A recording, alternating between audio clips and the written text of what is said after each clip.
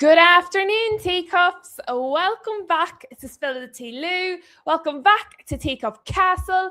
Welcome back to another 12 o'clock show that has not started at 12 o'clock. One of these days, guys, I'm going to start the show bang on 12 o'clock and you are not going to know what to do with yourselves. Everybody's going to panic and think I've been abducted by aliens.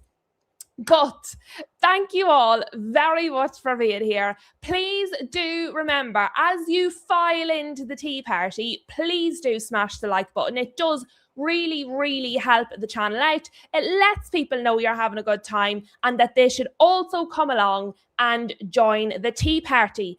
As you're coming in, guys, I don't always do polls in the chat because see those polls of have you liked the video? I actually find them really irritating and I just X out of them myself.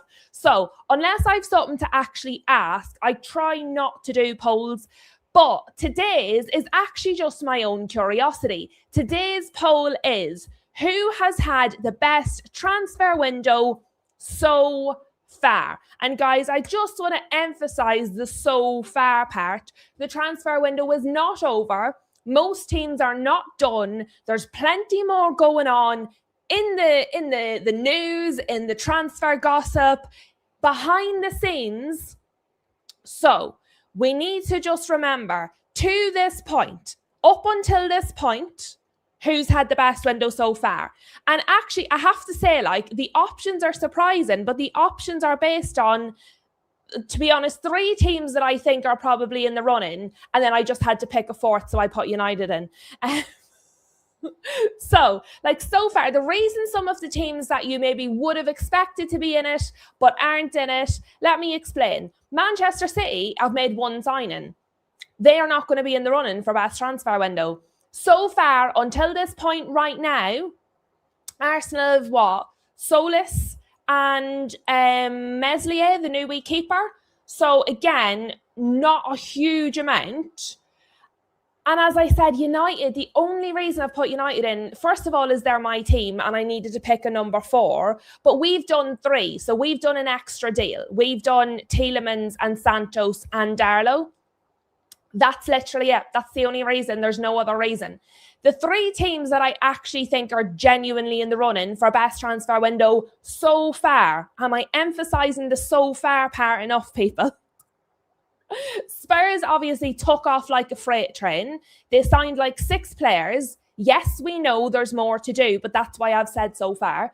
6 players, 2 of them on a free, really good, really experienced with a new manager. I actually think is really good. The reason I kind of marked them down slightly is they took off running out with the traps and then they sort of slowed. As you know, I fully believe that is because they need to sell to buy now, or they want to sell to buy now. Newcastle, as far as I'm concerned, as it stands right now, Newcastle have had the best transfer window of anyone. They've sold players that they can afford to sell. They've brought in an absolute fortune. They've got their new manager now, and they have signed 5 players. And they're in, as it stands, a good position with more players ready to come in. They've not signed them yet, but they're in a good position. So between the amount of money they've made on sales and the amount of players they've actually brought in, and the potential, how good the players they've brought in look, as it stands right now, my opinion is Newcastle have had the best transfer window so far. Now, I have also added, so the last option I've added in there is Chelsea. And I feel like, and I don't know if it's because there's so much drama with a lot of the other clubs, like we're looking, obviously, Vinny Jr., if he does or doesn't happen, it's a whole big thing. Elliot Anderson was such a saga before he got to Man City.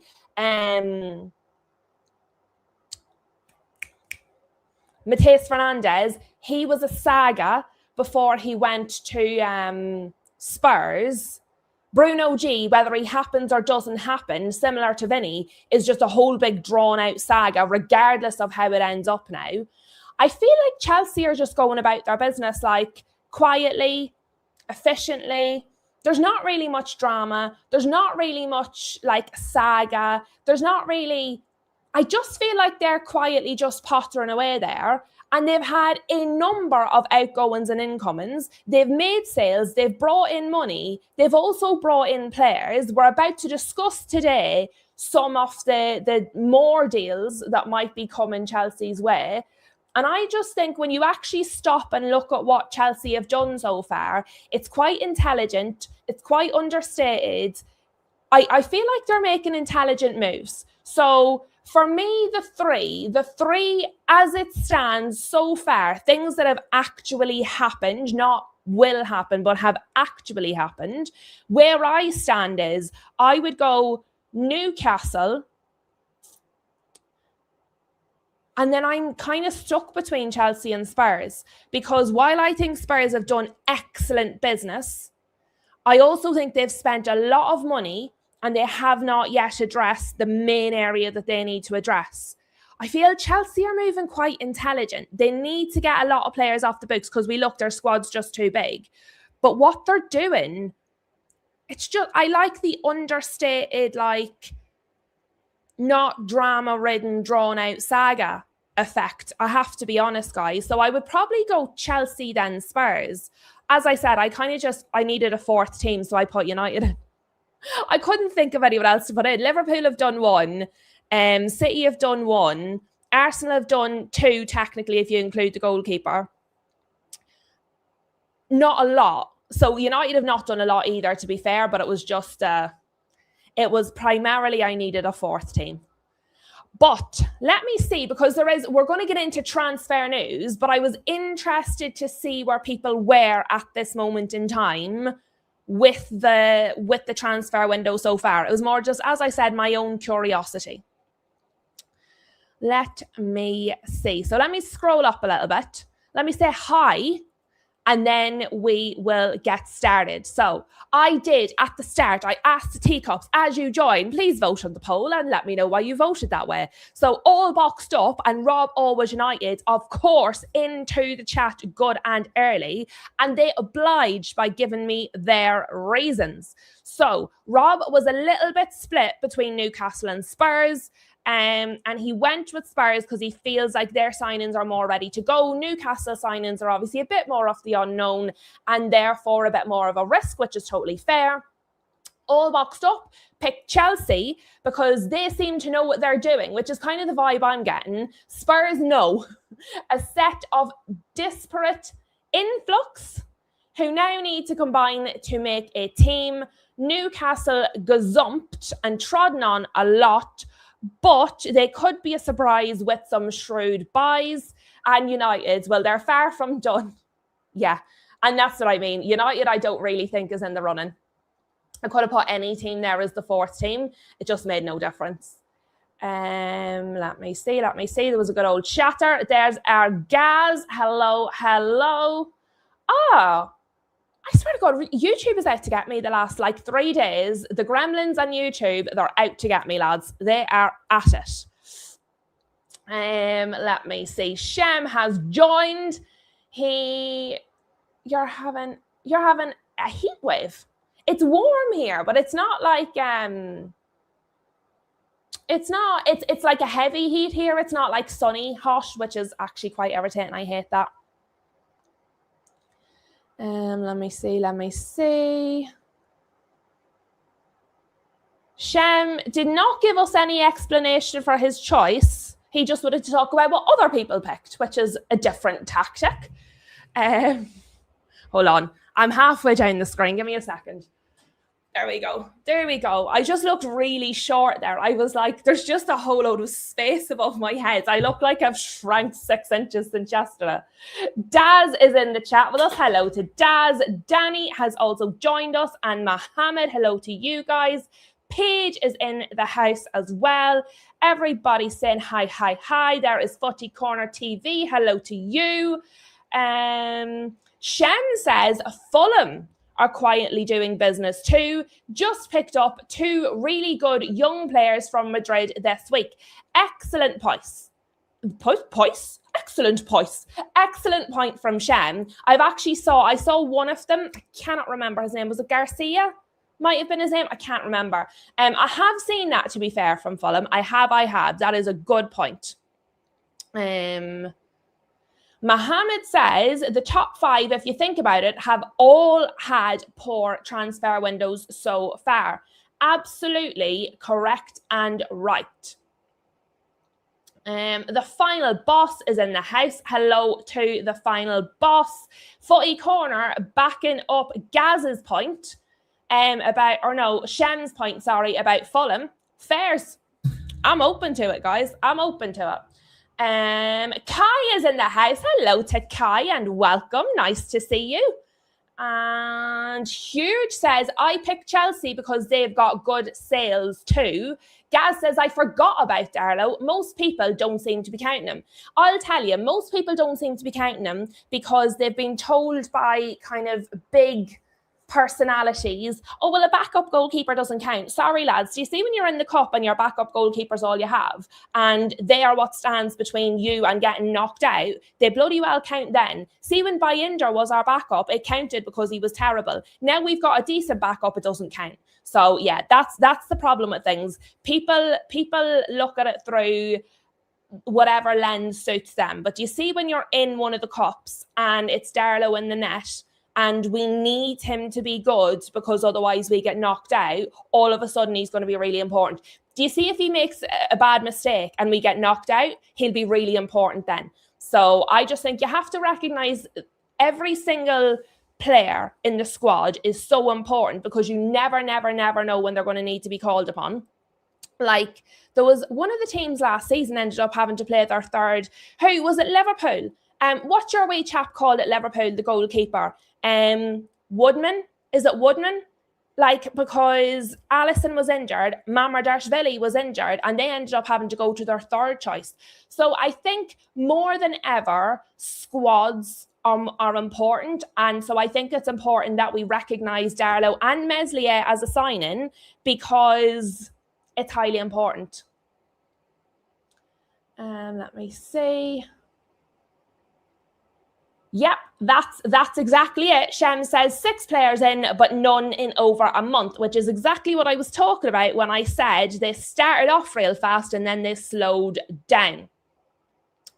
Tony says, we being Newcastle, are activating Froholt's release clause in the coming days. I see him being world class in the future. I personally hesitate to say world class about anybody these days because I think the term itself is overused. World class to me is like the elite of the elite. At the minute, it seems to be if someone's like really good, instead of saying like, oh, they're excellent, you'd say, oh, they're world class. I just think personally, the phrase is overused completely. I think there is very limited world class. If everybody is world class, then the phrase itself loses its meaning. I have, however, been looking at the Froholt deal for you guys. It's probably what I'm going to look at later on in this evening show rather than this afternoon show. But definitely, I've seen all of the links. Gaz says to Shem, 6 is 6, which is correct. Shem is determined not to be happy about this transfer window. Since before it opened, Shem was determined not to be happy about it. We will see. We will see. Footy Corner is not impressed that Chelsea have avoided points deductions, have got a very teeny tiny ridiculous fine, and have got the suspended transfer ban, which means they don't have a transfer ban because it's suspended. We did discuss that when it first all came out at the time. I think it's ridiculous, but it's done. So, and I've already done the show on it. So I don't feel the need I don't feel a willingness to keep hammering them. It's the same as I feel actually about the Glazers. It's the same as I feel about a lot of like negative things. I disagree with it. I think it's ridiculous. I think the punishment should be harsher. I think that it absolutely impacted their trajectory and other teams' trajectories. However, that is the punishment they've been given.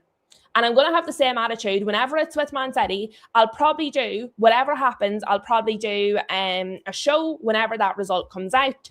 And then once that's done, even if I think it's ridiculous, I'll probably just we can't change it. Us complaining about it isn't going to change it. So I personally, now you guys complain away. I personally it's how I operate. I get it all out of my system for the most part, and then I move on unless something really annoys me, like how Man United manage our youth setup. Because that can be changed and we refuse to do it. So it irritates me. All Boxed Up says, Chelsea just seem to be doing their business. Let me see. Tony says, I say Spurs, Chelsea and Newcastle, but Newcastle is replacing with youngsters, so it's a risk. Okay, well, you can't pick 3 or 4 as the top option. Pick one, Tony. Come on, get off the fence. Get off the fence. And all of the players you've signed look excellent. We've discussed them at length. We've looked at their stats. We've looked at their previous seasons. We've looked at them in depth, each and every one, and they all look very intelligent signings. I just like a surprise. Foxy disagrees. That's all right, Foxy. I have to disagree, to be honest. I'm fine with departures, but 50 million on 2 keepers and players with potential for sure, but paid 3 times their true valuation. Well, we do most strongly disagree.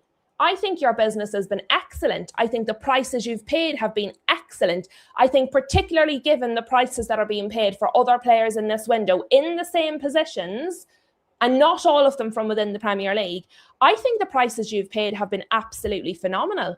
I think you've been highly, highly effective, to be honest. And I think 50 million on 2 keepers, given that, James Trafford was 40 on his own, you got 2 for 50. I think that's really good business, personally. I think you have to look at it in light of the window. Do you know what I mean? With all of the context. And I think with all of the context, you're doing really well. However, I feel like we tend to be more critical of our own club. So, for example, if it was Man United, maybe I wouldn't feel so positively about it. It's easy, I think, to look at it what feels like more rationally from the outside, but maybe not. Maybe I feel more positively because it's not my club. Do you know? So there can be that as well. Shout out to All Boxed Up with the super sticker. Thank you very much. Very much appreciated.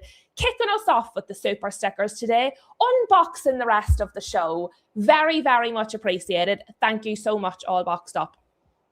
Moonshine in the house. Oh my goodness. And near the start of the show, have you been abducted by aliens? Hello to Moonshine. Huge says, I can't put Newcastle that high because they missed out on so many of their top targets. They still might hit big, but not their first choice. Who? Which of their top targets did they miss out on? They missed out on Munoz. How? So many. How many of their top targets have they missed? Please tell me who they were, because we've covered all their targets. Well, most of them. They missed out on Munoz and they missed out on Manzambi. That's 2. I wouldn't consider 2 so many. If I say, and again, this is interpretation. If I say so many, I mean like 5 or 6. 2, I think, is actually completely normal. We've missed out on about 5 or 6 at Man United. Arsenal have missed out on a target or 2. One of them being Rodgers. Multiple clubs have missed out on targets. Everybody misses out on targets. No club ever gets all their targets. But to me, 1 or 2, and it is 2 for Newcastle, I don't think of as so many, personally. But again, it's all about opinion.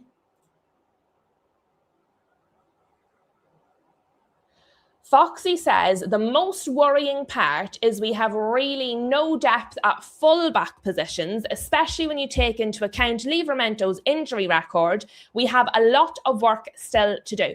Everybody on the list has, well, maybe bar Chelsea, has a lot of work still to do. So Spurs still have quite a bit of work to do. Newcastle still have work to do. United absolutely still have work to do. We've only got like 3 players and 2 of them outfield. Chelsea seem to have more selling than buying to do. I would give them that. But again, they only have 1 game a week and their squad was massive to begin with. They were always going to have to sell more than they were buying. And I think when you have more to sell, it feels like you're more ready because you've got the players. If the season started tomorrow, you have enough players. So it definitely feels like they've less to do, but I think they'd less to do to begin with, if that makes sense.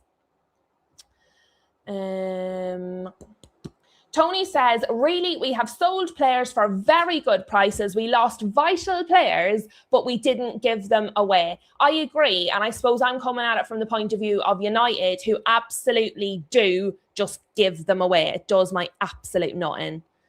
Let me see. Mohammed reckons Fulham will be mid-table again. So essentially maintain. Potentially. To be fair, I haven't seen anybody on this channel say Newcastle have been robbed. Potentially on the wider internet, I do think people, it seems to be popular at the moment to just hammer Newcastle, which I don't think is the case. But certainly in here, for the most part, I haven't seen that. If to be fair to the teacups, they're generally quite fair. I actually find sometimes the club's own fans are harder on the club than the rivals. Harold is here. Hello, Harold. Hope you are good. And Huge says, I would write United higher if we sold more players. I agree. I absolutely agree. Oh, I've froze again. It seems to be working on my side. On my side, guys, it looks like it's absolutely working. So I don't know. Hopefully I'm back for you guys. I'm going to keep going because from what I can see, it looks to be working. So it must have just been a little drop. But yeah, YouTube is just, the whole thing is just a disaster the last few days. Woodman. Is that right? Woodman, that's what I said, was it not? But yeah, that was the guy. Tony says, Chelsea are getting rid of Deadwood and replacing with class. I see them making top 4. I don't think Santos is Deadwood. I think he's sensational, so I'm delighted. But overall, I agree with your point, yes. And Moonshine says he voted for Chelsea.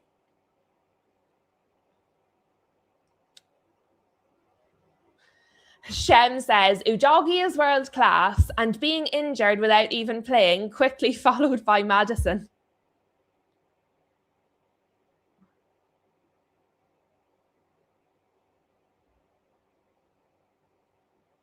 Well, at United, I don't know about other clubs, but our books are already open to the public at Man United. So we're a publicly listed company, which means legally our books have to be listed publicly. So our books are out there for everybody to see. Ours aren't only open to the Premier League. Ours are open to everybody because we're a publicly listed company and it's a legal requirement. I don't know about all the different structures of every club in the Premier League, but I certainly know United. You could go and look them up yourself if you wanted. Everybody can see United's. Let me see.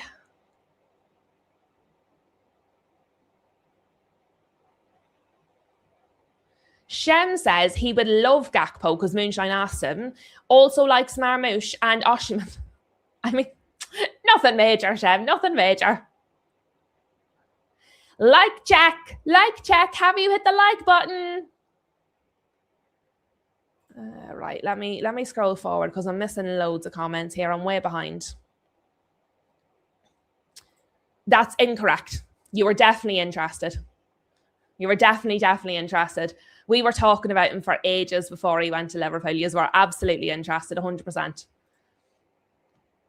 All Boxed Up says Newcastle are a wild card. Could be anything by the end of the window. I agree. That's what I like. All Boxed Up says Leeds have missed out on signings too. Absolutely everybody misses out on signings. Nobody gets all the signings. I see Random in the house. Hello to Random. I see Mr. DJ Milkshake, hello to you, says every Newcastle sell was at a good price. It's just the timing looks bad. Gaz says, who needs a third midfielder when we have Mason Mount? I see. Okay, I'm up to date, guys. I'm up to date. But let's have a look, because one of the stories, I'd actually hoped to get to this yesterday and I didn't get a chance, but is Mihailo Mudryk. So let me just take a moment. Bear with me just a sec, guys.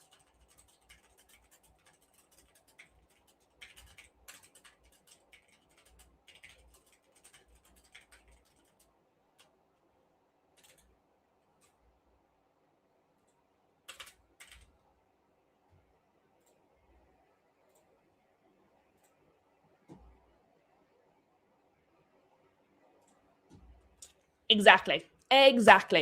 But to be fair, I genuinely think we cover more Newcastle than anybody else in this in the league at this point. But yous have had some really interesting signings or links this summer. Definitely. But let us talk. Mihailo Mudryk. So obviously we spoke the other day that he was back from his ban, that he was back playing. Somebody, I cannot remember who. Can't remember who for the life of me. So put your hand up if it was you.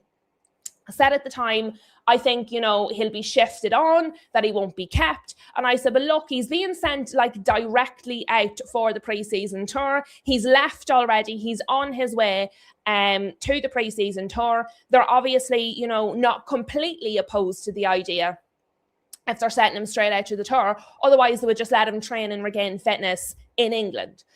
But there has been multiple reports, and I do want to make sure that we're covering them. Mihailo, this one's from Ben Jacobs, okay? But there's multiple. I'm going to go through them all. Mihailo Mudryk is drawing interest from several clubs, and now he's eligible to play football again.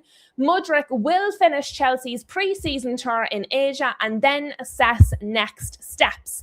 Players hoping for clarity by mid-August on whether he's staying at the first team, being loaned, or even sold. Coventry City are one of the clubs who have shown interest, but not the only suitor.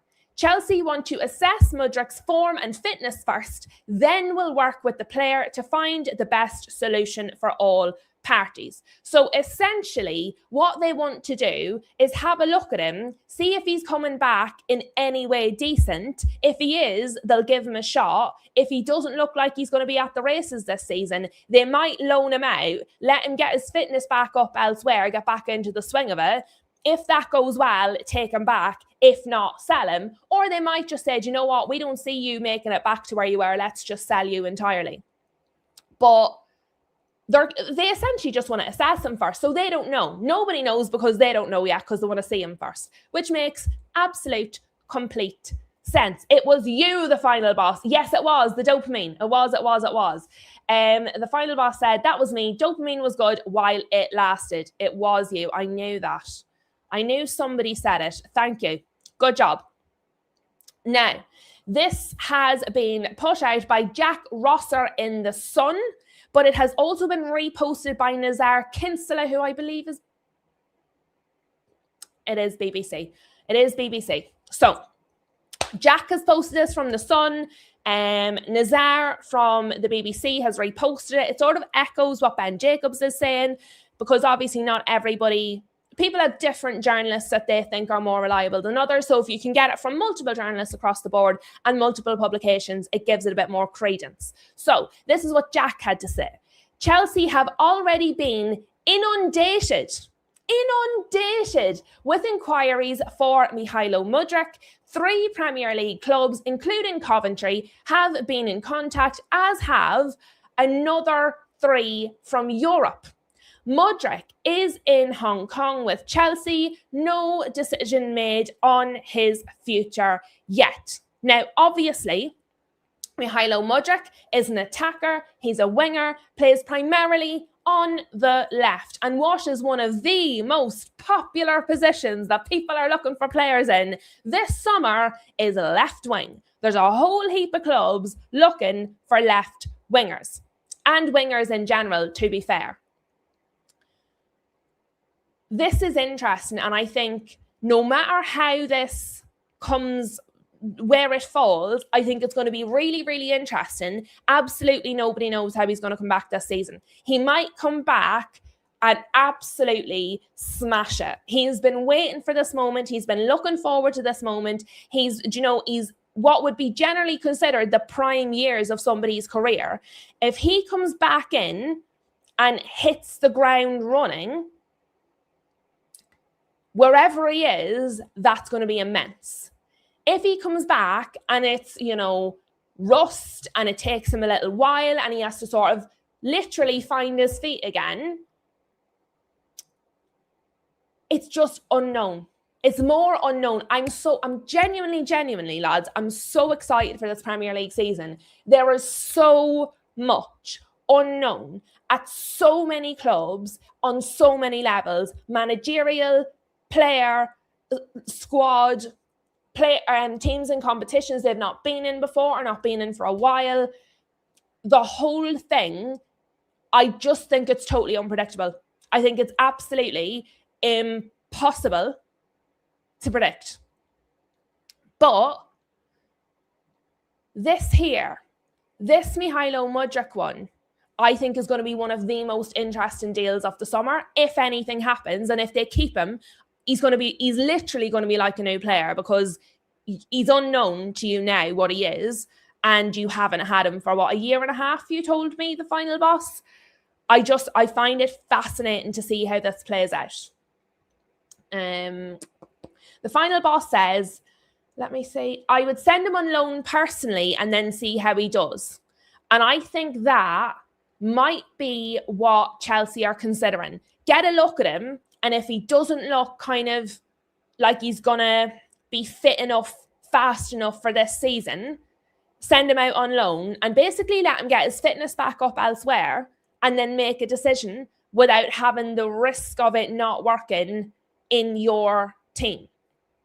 So I think a loan sounds sensible, depending on what they see on the pre-season tour. The thing is, if he goes on this tour and he looks like he's super fit, he looks like he's super ready, and he's balling, you might keep him.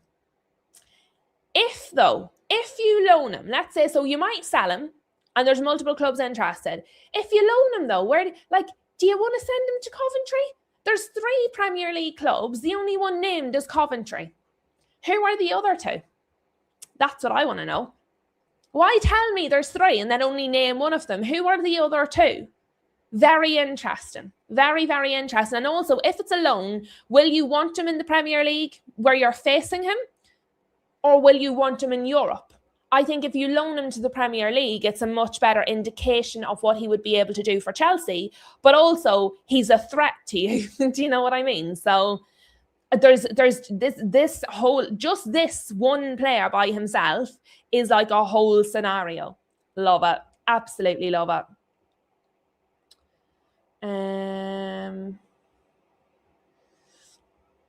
Rob says he might make it back.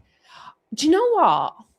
I feel like, and this is completely non-factual, no reasoning whatsoever, it is just a feeling. It's like a gut feeling, so it could be completely wrong. I feel like he's going to come back well, I feel like he's going to come back well.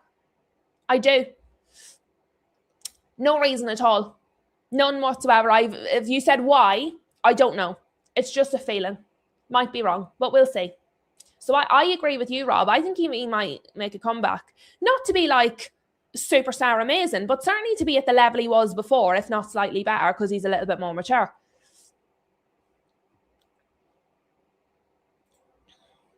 Coventry only want him because Lampard works with him at Chelsea. And the thing is, that link could be crucial.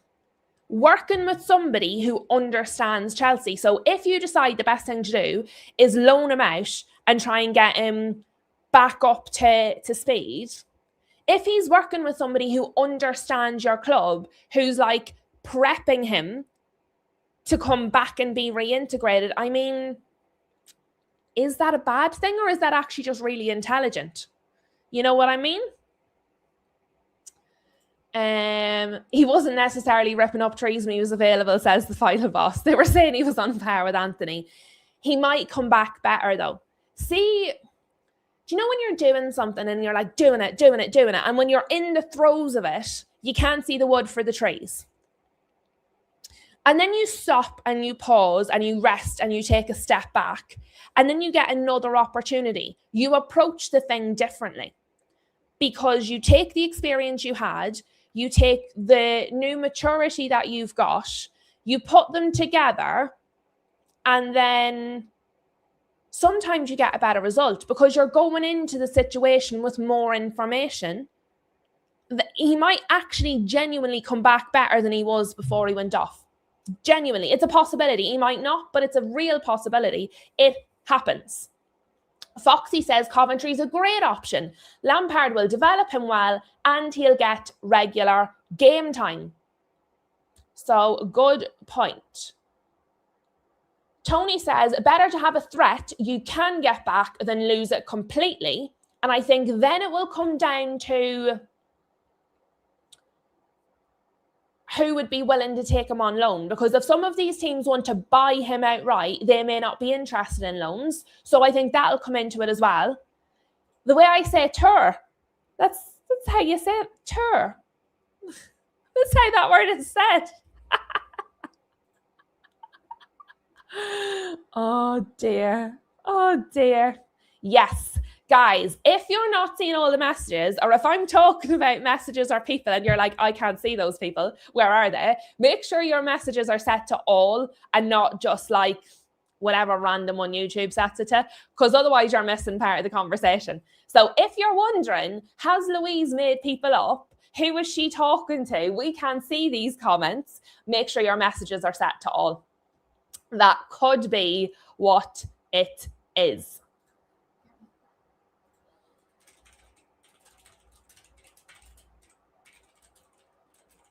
Sorry, guys, just a sec.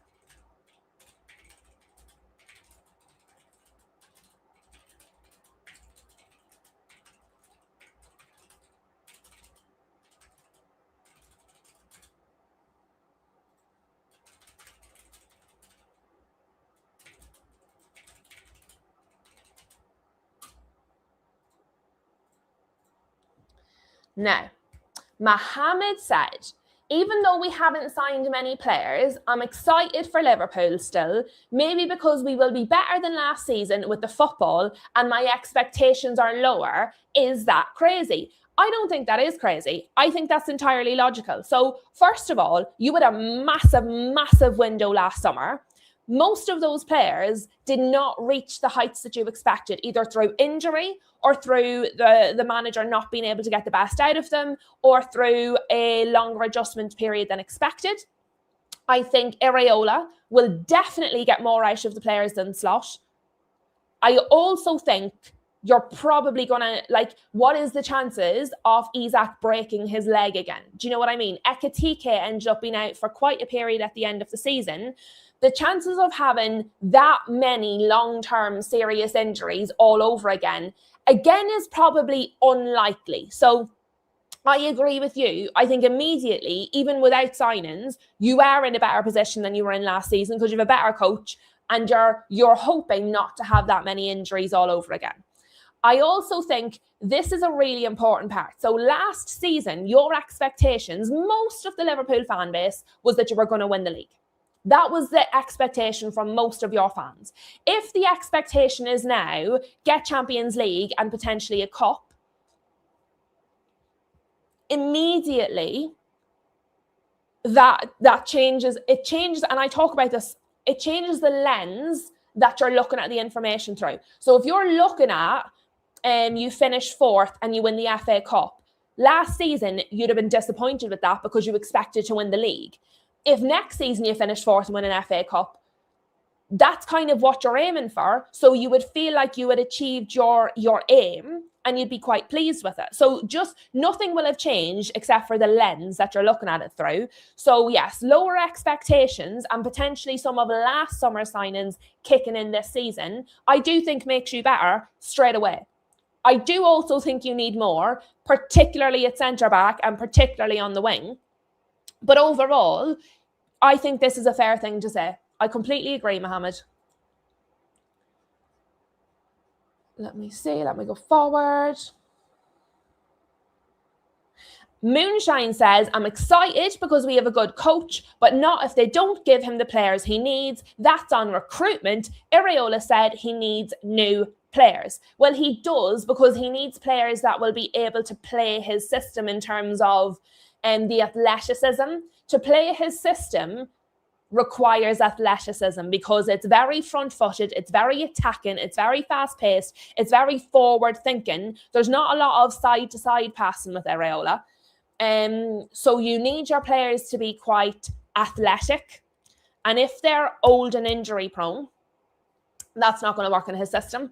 And you do have some players like that. So that is the other side of it. So I think overall, yes, I agree with Mohammed. I don't think it's crazy to feel more positive than last season, but I also think you still need to do more on top of that to actually look at even challenging. That's where I would be. That is where I would be. But I'm going to be keeping an eye on this Mihailo Mudryk one, because I want to know, Coventry seems, with the Frank Lampard connection, Coventry seems like it might be an obvious choice if they decide not to keep him after the pre-season tour. But if he doesn't go to Coventry, I want to know who the other two clubs are that are looking at him, because I'd be very curious.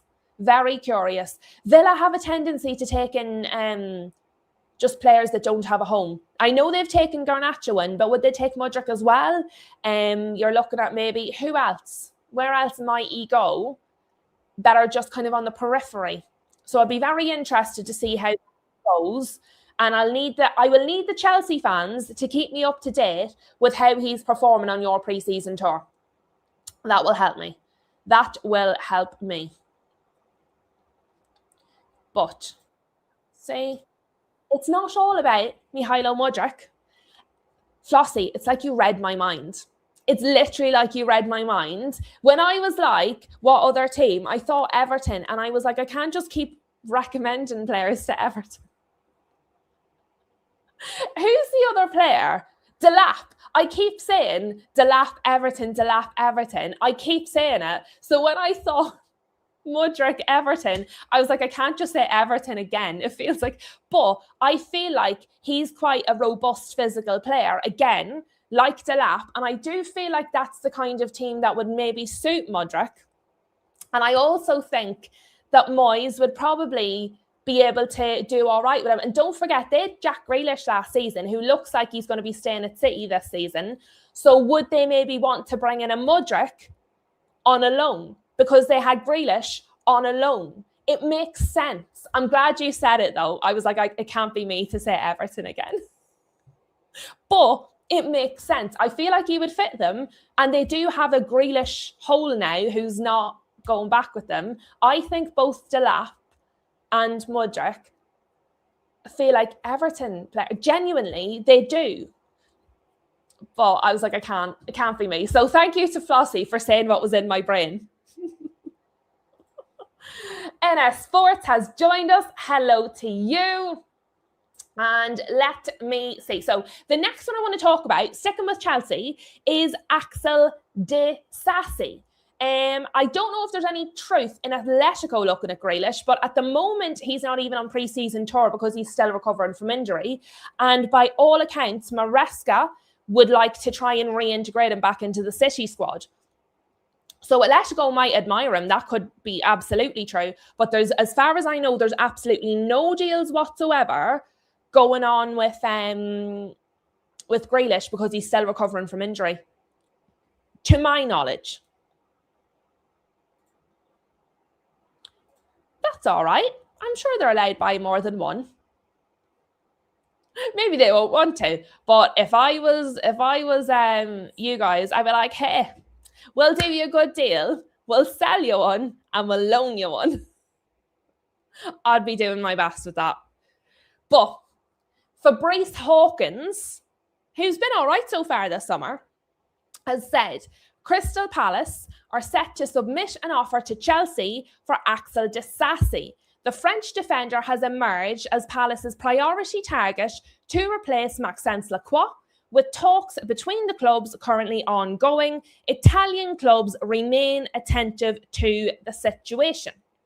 Now, let's just say Mykhailo Mudryk either gets sold or he goes out on loan with a loan fee. And then you're looking if Disasi goes. And I think at this moment in time, it feels more of where does Disasi go, not if Disasi goes.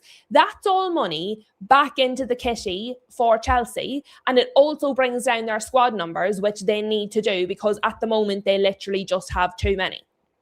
So when we look, and again, I keep pointing this out because it's important, because sometimes when clubs do deals, we go, where did that money come from? These deals here are where this money comes from. They sell a Disasi. They loan a Mudryk with a loan fee or an obligation, or his wages are off the books. All these kinds of things all add up. We obviously gave them money for Santos. There's multiple, and that's what I mean. It just feels like their business is quite smooth. Their business is quite naturally flowing. Yeah, I think they're doing a lot, and it's just not getting a lot of attention because there's so many other more dramatic, sort of juicy stories to talk about. But Chelsea are just pottering away here. And I think we need to give them a wee bit of attention, because I think nobody's giving them enough attention. I think they're doing things. Now, how it works out in the end, we'll see. But as it stands, they're moving along. We know Crystal Palace need a new defender. And we know Disasi is up for sale. And supposedly there's a new offer incoming. And even if Crystal Palace don't take him in the end, there are multiple Italian clubs. And we know the Italian clubs are very much looking at the Premier League this summer window. So that is probably, in all likelihood, going to be more money in the kitty. And one player off their list that needs to move. So I just think what they're doing is intelligent. What they're doing is intelligent. What do we reckon? Is that good for Crystal Palace? If Disasi goes to Crystal Palace, is that a good replacement for Lacroix? What do we reckon? Mohammed Jerry is saying, I like Newcastle's window the most. It feels like they are being reborn. I think that's what I like about it. Personally, that's what I like about it. It feels like they're just clearing out and starting fresh. We were doing something. We were trying to build something. The foundations were rotten. It hasn't really worked. Things started to crumble. So instead of trying to reinforce the crumbling foundations, we're actually just going to wipe it out and start over. That's what I feel like. And I like it. I like it a lot. I think it's really good. Maybe I don't know. Maybe it's Mama Flossie. She's influenced me to be nicer to Newcastle, but I genuinely feel like what they're doing is good. I think what Chelsea are doing is good. I agree with Shem in that I think what Spurs have done to date has been very good, but I also think they then completely stopped. As I said, I believe it's because they need to sell players. But they do need to get more attackers. Similar to United, I like Darlow, I like Tielemans, I like Santos, but we need more. I think we're more similar to Spurs. We haven't got 6 players, but what we've done is good, but we need more. I think Newcastle and Chelsea feel more intelligent and coordinated. Bonnie Senior says, I'm a Liverpool supporter, love your show. Thank you very much, Bonnie. Very much appreciate. And to be fair, I think we've a really good spread of the fans. Now, to be fair, shout out Mr. DJ Milkshake. He is our solo Man City supporter, but very pleasant and always adds to the conversation when in the chat. I think outside of that, though, we've got a good old rake of Newcastle fans now. We've got a good few Spurs fans. We had some Arsenal fans. We lost them through the summer, so maybe they'll be back for the season. But we do have a small little Liverpool cult in our teacup party, so we do. Like, we've got our moonshine there, we've got Mohammed, we've got Daz, we've got a few of you in there, guys. And so we'll see, but definitely thank you for being here, and you are most welcome, most welcome. Huge says, I agree, Newcastle need to get rid of the whole foundation, including a certain player. That would be great. Foxy. We do still have some, Foxy. We had a lot more of them in season, to be fair. We've lost a couple of them through the summer. So I'm thinking maybe they'll come back. Maybe. But, the last one I want to talk about in relation to Chelsea is Alex Scott. Because obviously so many people have been linking Alex Scott throughout the summer to Man United. And I said, I don't really see it. I actually could have seen him going to Arsenal. I don't know if I see that anymore. But the one that seems to be the most consistently still linked to him is Chelsea. Even though Bournemouth maintain he's not for sale. And it does seem to have gone quiet. So there's a lot of talk about his contract situation. He's not going to sign a new contract. Would he be sold? Would they keep him and let him go on a free or take a hit on the price next summer? There was a lot of talk. But this is from The Athletic. Alex Scott's situation remains unchanged, which means he's not for sale still. Chelsea had an offer for the 22-year-old midfielder rejected in the middle of June. And guys, we're in August. So it was rejected in the middle of June. We're now in August. They have not returned with an improved bid.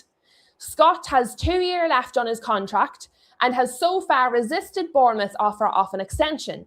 Nevertheless, the club insists he is not for sale this summer, regardless of whether he accepts that new deal or not. And I think a lot of the time we see clubs say, not for sale, and then the player gets sold. Bournemouth actually seem to be genuinely like, he is not for sale. And I think potentially with the injury now to Junior Krupi, he's even less for sale. So I think this is one of the ones that actually might be done. That might be wrong. We might get a surprise. But Chelsea were the last club to be actively interested, and they've done nothing since mid-June. United haven't been linked to him for ages and ages. We don't even know what we're buying. Midfielder, left back, we don't know what we want. Should be both, by the way, but you know. And there doesn't seem to be anybody else really in from. So Bournemouth might be about to get their way, and Alex Scott not for sale. Just very interesting. Nobody has been interested since Chelsea, or in for him since Chelsea, since the middle of June. We're the first week in August. That deal might be done, guys. Huge says, the Mason Mount alternative. Yes, exactly. Rage bait free zone. So you feel free to chat away. Say whatever you like. None of the nonsense and rage bait in here. Just actual conversation by mature adults like us. But yeah, so do feel free to natter away. There's none of that kind of angry, rude nonsense in here. Mostly because I'm a grumpy cow and just don't put up with it. Is essentially the reason. I have enough patience that I was born with. Guys, I was planning to do a bit more talk actually on Spurs. I don't know, do we have time? Let's do it. Right, so Spurs, because we've mentioned them a few times, they're in the poll. But as I have said many times now, and I fully believe it, Spurs need to buy forwards. Spurs have spent an awful lot of money. They now need to bring some money in before they buy more forwards. I'm convinced of this. They thought Romero to Inter was on. They had already mentally spent that money. Then they obviously brought in John Stones. Then it looks like the Romero deal has certainly paused. All reports are basically Inter don't want to pay that level of money. The demands need to be reduced if anything's going to move forward with that. If not, that deal is on ice. So in my mind, Spurs absolutely know they need more. De Zerbi has publicly said they need more. What did he say? They've only done 60% of their business.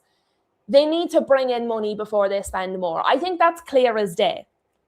They thought it was going to be Romero. That has now stalled. So it looks like they're going to other arenas to bring money in. One of those is Solomon.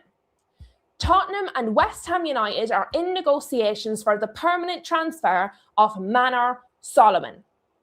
And I think if they can't sell Romero immediately, they're now looking to other players they can sell off to bring money in to go and get those forward players that the Spurs fans are saying they so desperately need. So I think that's the delay. They thought they'd have Romero sold by now. They'd already be buying more players. That has fallen through / stalled.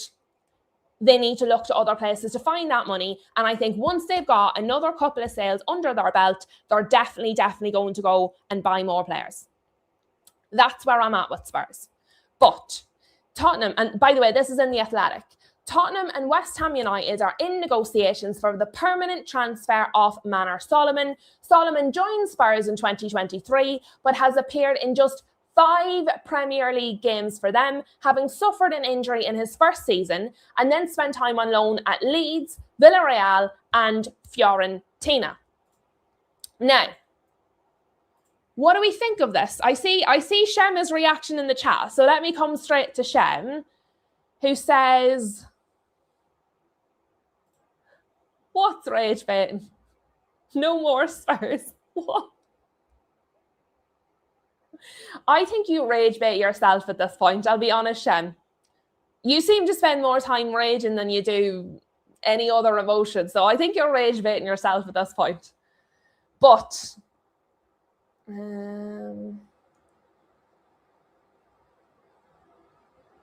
yeah, I don't know what YouTube has against huge. I think it might be the second part of your name, if I'm honest. I don't know. It's a theory. But if you don't switch it to all messages, you won't see huge.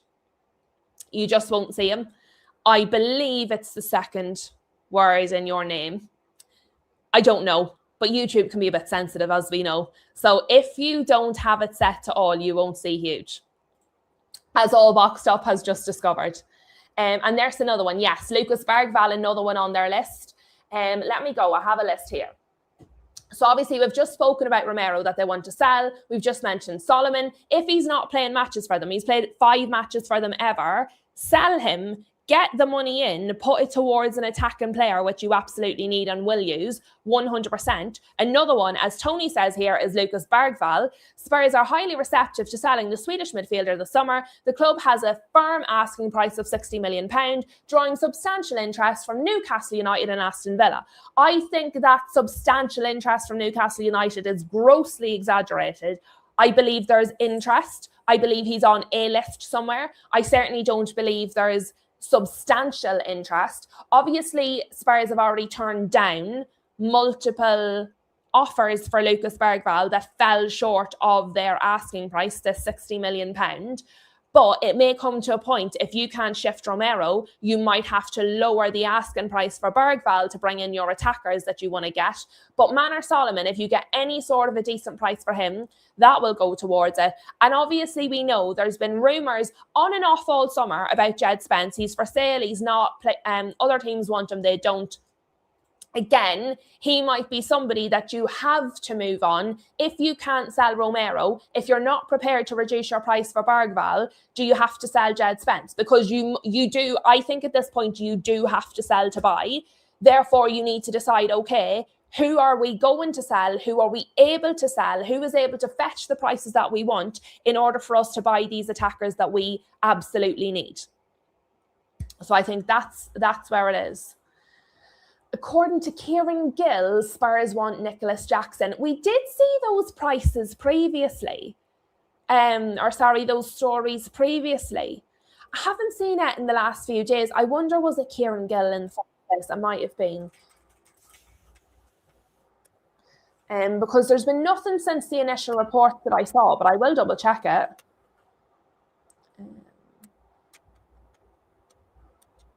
I think this would be a drastically bad idea, by the way, for Spurs. But let us see. So Kieran Gill was the first person to report it. And all the stories seem to have followed his report. He was the very first person to report it through the Daily Mail. Chelsea is reportedly holding out for a fee of £65 million to sell the striker to a direct Premier League rival. Fabrizio, after, come out and backed up what Kieran Gill had reported. Let's see, when was the most recent?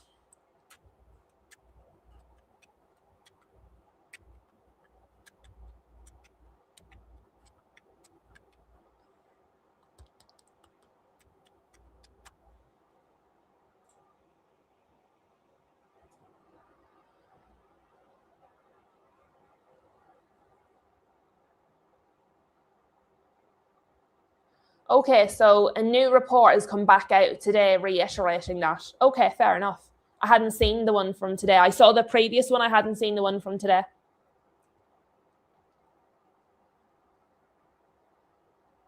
No formal approach has been made yet. At the minute, it feels like, and again, this is opinion, it feels like a passing interest, as in like United were interested in Tchouaméni, you know. Sometimes we can be interested in, like Enzo was interested in Real Madrid. Sometimes we can be interested in things that just aren't going to happen. Now, maybe this does, but I think it's crazy. But maybe it happens. If it does, I think Chelsea are definitely getting the better deal there, especially if it's 60 million, 65 million. Absolutely crazy. Let me see. Yeah, random couldn't see him either. Yeah, poor Huge is not being shunned by the chat on purpose. Huge is being shunned by YouTube. I do believe it's the second part of the name, personally, but that's the theory. But do make sure you're putting it on all, or you're missing poor Huge in the chat. He's not the only one, but I think he's the most regular chatter that gets excluded by not setting it to all. So now everybody knows Huge is a real person. I haven't been conversing with a made-up chatter. Huge is real. Oh, I've never noticed that before. Does this happen to other people, or is this a Rob special? Sometimes Rob's technology has different quirks than the rest of us. When I hit the like button, it doesn't go back.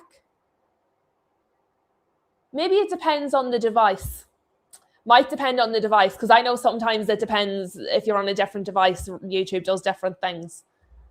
That's highly irritating. Good to know, because maybe it does happen for other people. Only on mobiles, says Flossie. Oh, there you go. Something I never knew before. Shem needs Spurs therapy. He says, I'm still waiting for them to replace Kane and Son, which I knew once they left, we would have two huge holes to fill. And Savinho, the rumour that keeps on going, is just another Tell and Odegaard. Exciting, but no end product. Tony says, Nicholas Jackson cannot score goals. Am I missing something? Only Chelsea's ability to sell, really.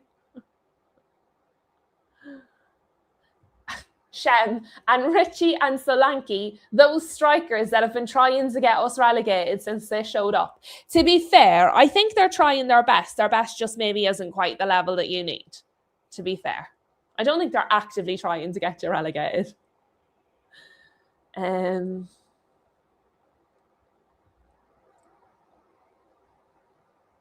Do I think we get a third midfielder? I genuinely don't have a clue. I genuinely don't. At the moment, the latest reports I've seen, and I think it was Laurie Whitwell, says that they're currently deciding between a third midfielder or a left back. I mean, we should be getting both. So why we're deciding either or is beyond me. And last week there was that we were in fact going at a backup striker. I have genuinely not got a clue. I really don't know. Normally, as you know, I kind of lean one way or the other, or I get a bit of a feeling. I genuinely haven't got a clue at all. I have no idea. At this moment, if you told me we don't buy anyone else for the window, you're from the future, we don't buy anybody else and we don't sell anybody, I would believe you. I think, similar to probably to what Spurs were doing with Romero money, I think we were counting the Ugarte money before we had it, and then he got injured, and we, for some reason, seem incapable of selling Xerxes despite interest from multiple clubs.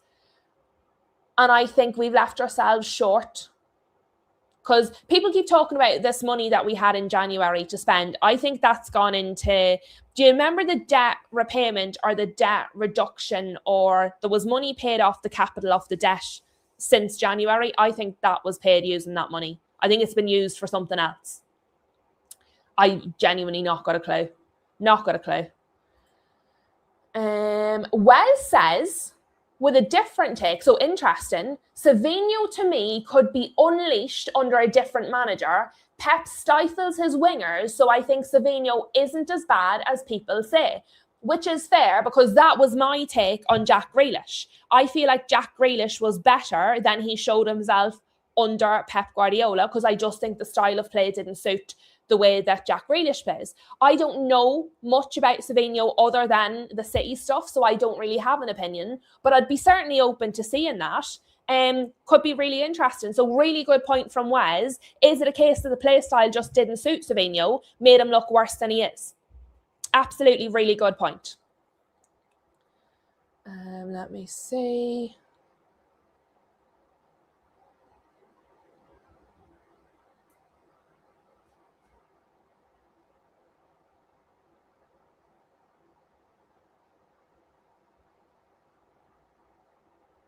Tony thinks we get Kone.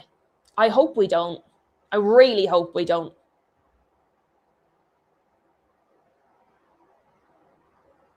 Huge says, the only way I accept no third midfielders is if we are waiting for Tchouaméni next year because Rodri is going on a free next year and we go hard and overpay for Hall.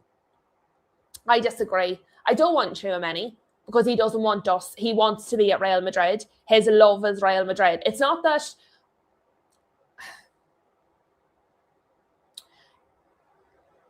I don't want him. He wants to be at Real Madrid.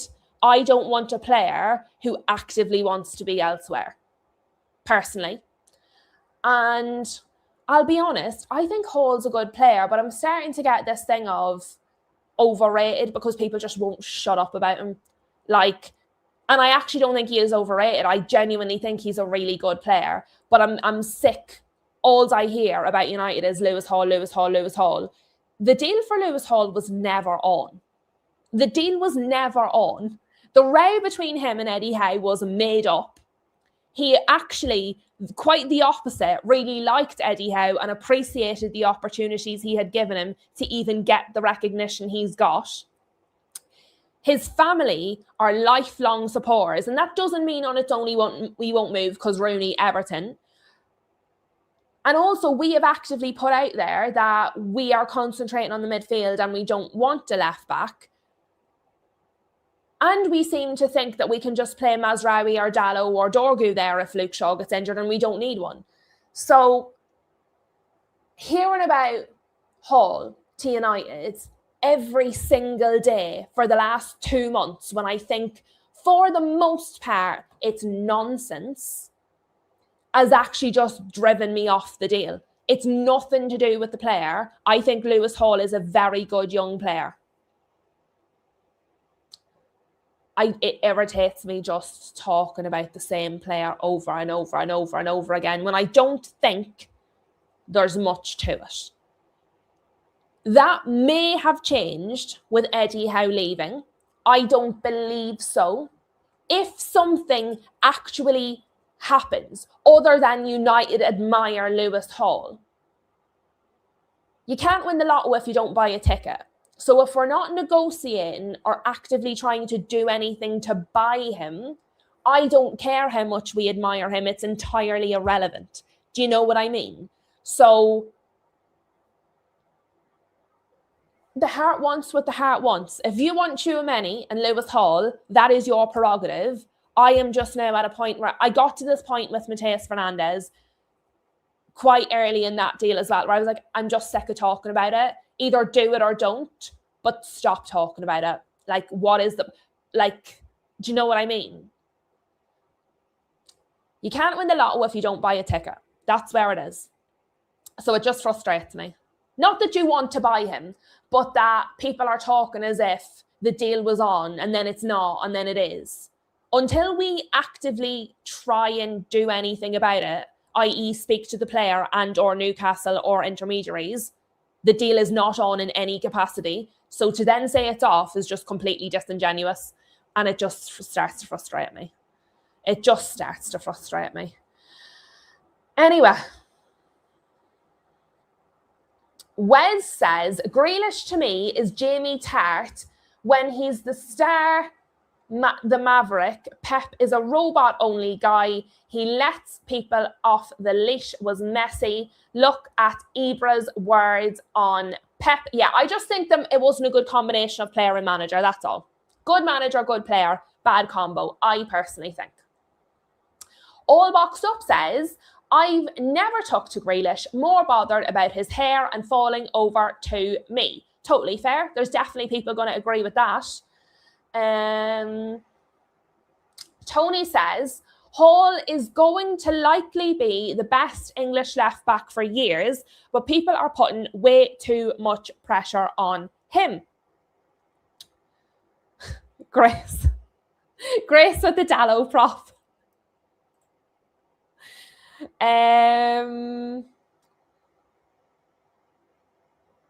Gaz says, supposedly Tchouaméni would be happy to join United if Real sold him. Yeah, but that's my point. He doesn't want to leave Real. If he's absolutely forced out, he's going to play for somebody. At that point, he wouldn't mind us. But he wants to be at Real Madrid. So do you know what I mean? I know that doesn't bother some people. Some people don't care about that. It really bothers me. Really, I just, every time I hear it, I just think of Frankie de Jong. Let me see. I agree with you guys. Dorgu is a much better left winger than left back. Tony says, we see Hall as the future of the club. Well, I would say, Tony, because I've actively said I don't think Hall will be sold, and I have repeatedly said I don't think United will get him.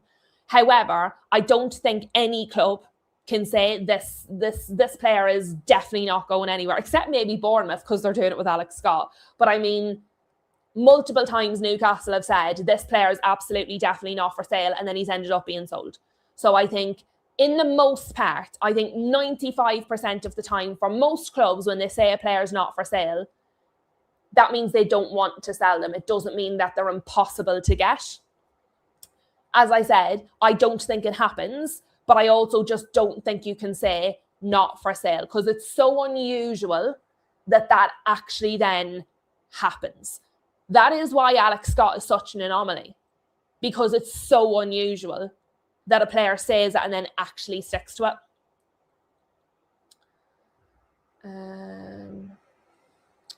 Gaz says, tired of hearing about Tchouaméni and Hall. I don't think either will happen. Me too, Gaz. I think maybe we will sign more players. Even that I'm not convinced by. I don't think they're going to be Tchouaméni or Hall, personally. If they do, it's a nice surprise. Rob says, Dorgu is a winger. My opinion too. Totally agree.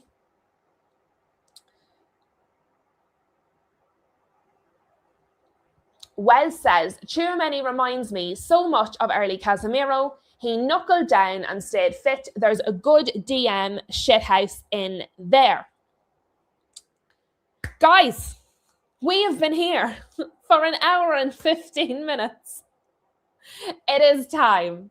It is time to end the show. We've had such a good chat today, a really good natter, some interesting stories, some sort of background stuff. So a lot of the time we're talking about the big, flashy, super stories, but sometimes it's nice to look at what's rumbling in the background, the sort of less juicy, super duper stories, and just like the understated, intelligent business that's going on around us, the stories that don't get enough attention. So that's what we've done today. We've had a fantastic natter, the same as yesterday evening. I will be back this evening, guys, 7:00 in the PM. Thank you very much for being here. Thank you very much for taking part, for liking, subscribing, chatting. Massive shout out to our solo super chatter today. Thank you very much to All Boxed Up for unboxing the show for us and for allowing me to continue to have the channel. Because obviously without the super chats, without the memberships, without all of you beautiful people, I can't afford to do this full time because the bills need to be paid. So massive shout out All Boxed Up, not only for today, but for consistently contributing to the channel. It is so much appreciated. And all of you guys for your time.